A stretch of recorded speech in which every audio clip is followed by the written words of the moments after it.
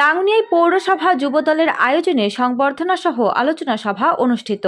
রাঙ্গুনিয়া পৌরসভা যুবদলের আয়োজনে আবুধাবি বিএনপির সভাপতি ও সরবভাটা ইউনিয়ন যুবদলের সাবেক সভাপতি ইসমাইল হোসেন তালুকদার স্বদেশী আগমন উপলক্ষে সংবর্ধনা সহ সংগঠনের আলোচনা সভা বৃহস্পতিবার রাতে অনুষ্ঠিত হয়েছে।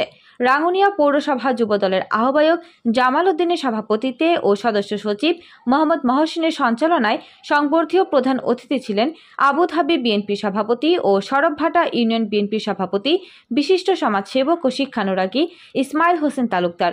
অনুষ্ঠানে বক্তব্য ও উপস্থিত ছিলেন রাঙ্গুনিয়া পৌরসভা বিএনপির আহ্বায়ক কমিটির সদস্য হাবিবুর রহমান, বৃহত্তর চট্টগ্রাম আল আইন বিএনপি সভাপতি নাসের হেজাজি, সিনিয়র সহসভাপতি মোহাম্মদ সেলিম, রাঙ্গুনিয়া পৌরসভা ওয়ার্ড বিএনপি সহসভাপতি মোহাম্মদ সৈয়দ, রাঙ্গুনিয়া উপজেলা যুবদলের যুগ্ম আহ্বায়ক এম.এইচ. সুমন, পৌরসভা যুবদলের যুগ্ম আহ্বায়ক মিজানুর রহমান, মোহাম্মদ এনাম, মাসুদ রানা, ওয়ার্ড যুবদলের সভাপতি মোহাম্মদ সাদাত হোসেন, সদস্য সচিব মোহাম্মদ শাহ আলম, যুবদল নেতা হিরো, বক্কর, রাজু মানিক, মুন্না, নুরুল আফসার, দিদার, জাহিদ, রিফাত, সজীব, তৌহিদ প্রমুখ।